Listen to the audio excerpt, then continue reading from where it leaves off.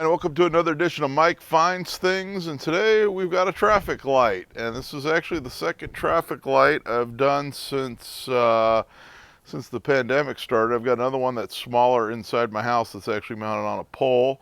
I had done a sequencer on that. I bought a sequencer for this one. I also have a walk don't walk sign that's I've had for many years, and I got a sequencer that does the walk don't walk. Did that.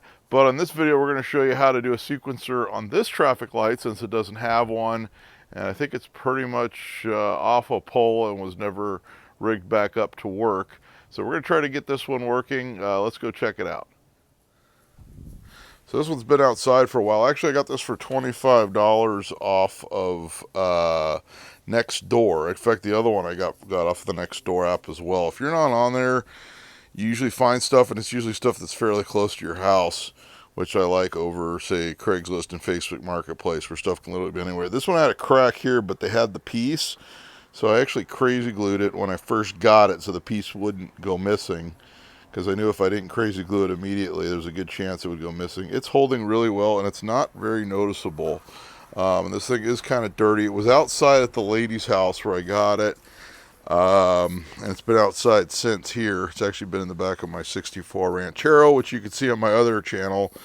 There'll be a link in the description. That's my automotive channel. And this one's got a weird mounting where the pole actually comes off to the side. So you probably mount it up on a big pole that's kind of curved, would be my guess. And it's huge. It's absolutely huge.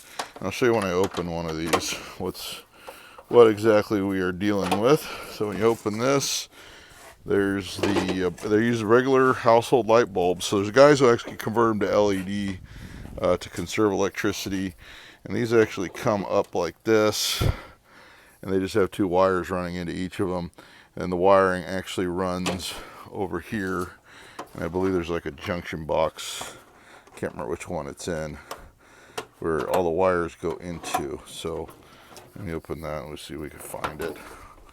Hopefully it doesn't tip. So these, ooh, it actually wants to tip. I wish I had a better spot for this, but I can't remember if this is where it is. Yeah, here's where all the wiring comes in for all of them, and then it looks like they had some kind of a cord running out that's been clipped. You can see the wiring in there, so I'm gonna have to change all that. Basically run everything to a sequencer, and I got to make sure it'll fit in here somewhere. If not, I got to cut some of this plastic out.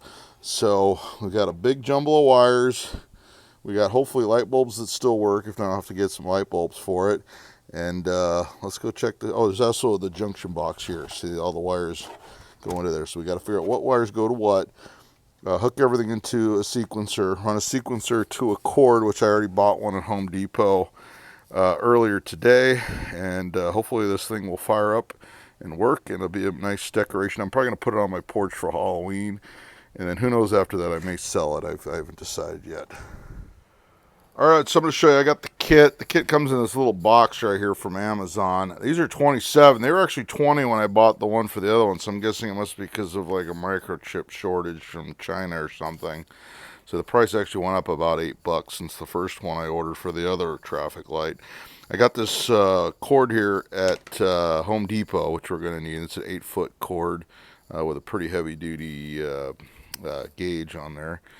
This is actually the sequencer right here, and it's not that big, and this comes with like zip ties for running the wires, as well as the little feet with the peel-offs go in the holes in the corners. And it comes with a handy wiring diagram. I'll show you the brand on this one so you know exactly what it is. It's Galak Electronics VG-305D AC traffic light controller, and it gives you all the instructions on how to wire it up. It's like really simple stuff. And there's actually different modes you could put it in for different flashing. There's all sorts of different ones.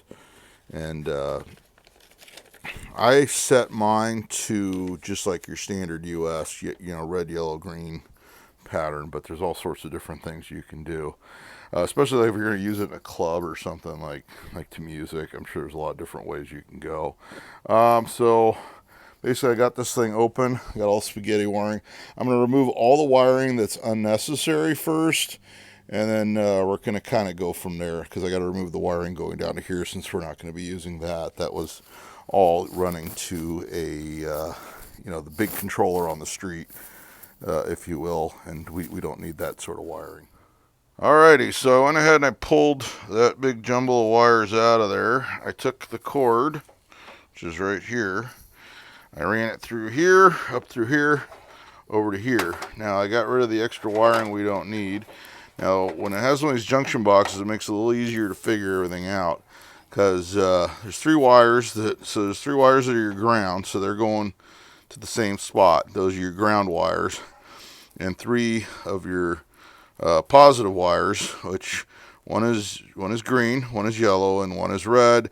And as you can guess, those correspond with the actual traffic light colors. So it makes it super easy when you're hooking one of these things up to figure it out. We're not going to use the junction box because all these wires, once you snip them and splice them, they go right into the sequencer. Alright, so I wired it up. Now if you look at the bottom there, we got the power coming in right there, and then you got here red, yellow, green going that way with the neutrals plugged in. That's how it should look. And I'm going to put this inside the cabinet there, and then we'll plug it in, see what we're doing here, see if everything works. Well, I probably should have mentioned this before, but this is actually made out of plastic. The other traffic light I did was made out of plastic as well. I'm assuming that's just says Lexolite. That's the name of the light right there, Lexolite. I think more of the more modern traffic lights are plastic, whereas like the real vintage ones are metal. The metal ones you have to ground because they have got a metal cabinet. I was able to get the board in there with all the wires tucked in, and everything's glued down, so it's not going to move. I'm going to go ahead, I'm just going to shut the middle one, and then I'll plug it in, we'll see what it does, and hopefully the lights are working. I'm just going to set it on the regular sequence because that's kind of where I have it on my other one. Alright, so I went ahead and plugged it in. As you can see, we are successful. I've got it on the basic pattern. You can actually go in and set it to all sorts of different patterns and different timings and everything else. But that is essentially how to install one of these sequencers on an old traffic light you either find at an auction. A lot of these are being auctioned off because municipalities are going to LED, so the incandescent bulbs are antiquated now. So a lot of these are going away. Either they're getting auctioned off or even thrown away. But they make great decorations, as you can see. You have a club, if you're having a party, it's cool to have like blinking lights. But if you like what you see, be sure to like, subscribe, leave a comment about your traffic light projects. And until next time, I'll be seeing you.